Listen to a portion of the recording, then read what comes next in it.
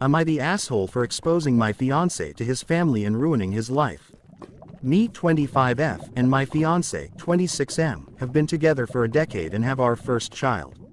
Our relationship hasn't always been rainbows and sunshine, but it was steady and solid. Or so I thought. I just gave birth to our first child last November and is a song. Something we both decided and agreed to.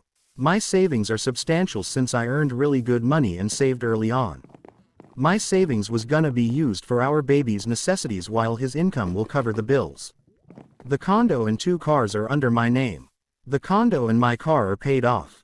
It's only his car that is not. I put down half of the amount as a down payment so the monthly payments are not that high, plus with my good credit, the interest was low. I did have plans on paying off his car and putting it in his when I got back to work. I'm currently on a 6-month hiatus from work due to sepsis from my C-section and other birth complications. Giving birth to our first child nearly killed me. I came back from my postpartum appointment last week and heard my fiancé's diabolical plan. I did not expect to record it, but the timing was just perfect. Let me set the stage. As I said, I came home from my postpartum appointment and was told I have the green light to devour my fiancé. I gleefully went to VS to get lingeries and matching bras and panties because I was quite hot and ready to jump this man's bones again. I was recording myself in the VS bags when I heard him. I thought it was even more perfect that he was home already and I got these goodies ready to show him. Possibly make a quick movie. So I continued recording, but instead what I heard and recorded broke my heart. I'm so glad our baby can't understand what's going on yet because I don't think I could handle explaining. My fiancé of 10 years was cheating on me, had plans to take money from me through child support but actually have his parents take care of our baby, is planning to take the condo and cars. I am sick. I am devastated. I distraught. I am heartbroken. I stopped recording and quietly went to our bedroom with our baby and cried. I woke up to my baby crying and I felt like a zombie. I was so numb and my thoughts were all jumbled.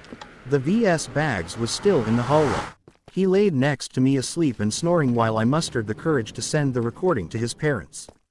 His parents blew up his phone in the morning and he in turn blew up on me. Calling me names, slamming doors, punching walls.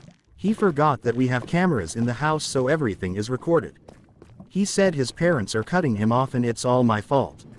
I embarrassed him and ruined his life. I had no right to record him. He said I'll regret it and he will get everything I have. I told him to try me. I've already talked to a lawyer and in our state common law marriage is not recognized and the person who the child lives with does not pay child support. Seeing as everything is in my name, he has to move out. I gave him the rest of the month to move out. His parents and brother have been teaching out to me and has been very supportive and apologetic. My side of the family doesn't know yet. He called many times and left voicemails, texts and even emails and letters since I changed lock on the doors and the code on the garage door. He wants to work it out and go to therapy. I honestly don't want to talk to him or work it out.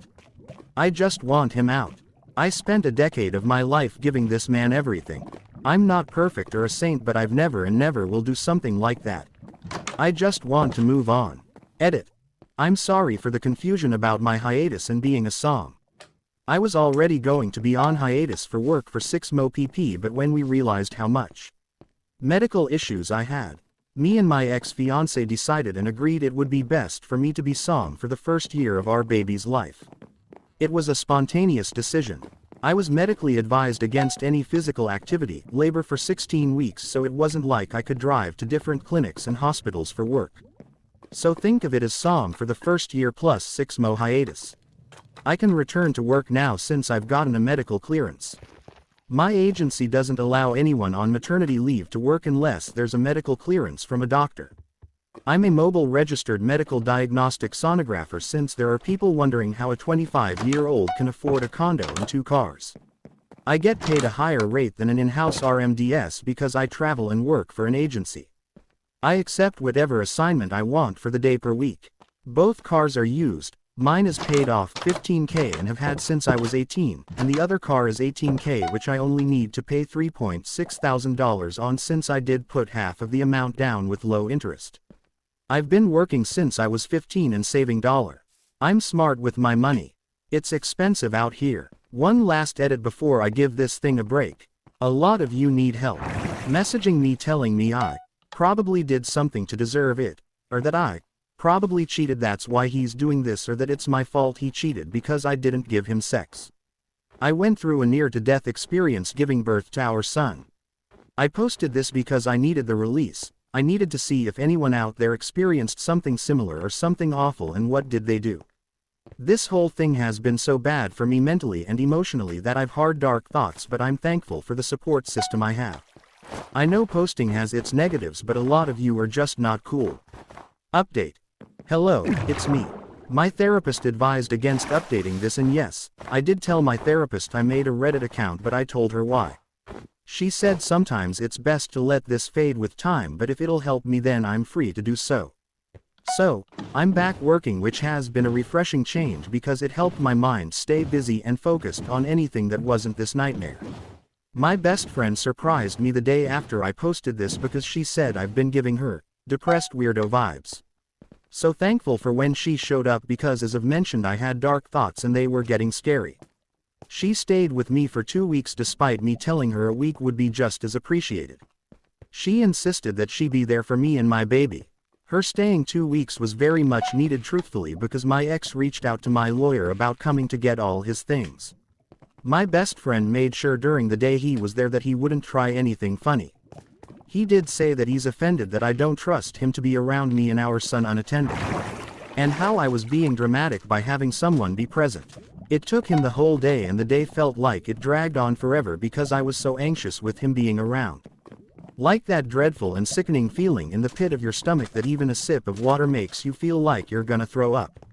Before he left he asked if we can talk before permanently going our separate ways. My therapist and best friend and lawyer were against it, but I agreed, which I later regret because this man is an a-hole. My best friend took my baby with her and stayed nearby. Me and my ex met up at a park and he tried to hug me, but I told him I don't want to be touched. He scoffed and said whatever. He said I don't understand what it's like to be a man who's supposed to be a provider and a protector. That his friends would make fun of him for having a female who is financially independent with her own place and car. How his friends said it makes him seem like a sugar baby and not a man. That how can he let a female take care of him? I just stood there silently because to me it was just unacceptable and made no sense. He was there through every step and every stage that I took to get where I was at. I made sure my success was his success too. I made sure what I had, he got too. I loved this man. I lived by the promise we made when we graduated high school, with a greenery of goals and inspirations in our minds about how we wanted our future to be like. I let him talk about his childhood and how hard his life was despite me being there since we were 14. He said it didn't feel good to have someone come at his manhood. He complained about how hard life was. I asked him what made life hard and he just kept stuttering about his manhood being questioned by my independence.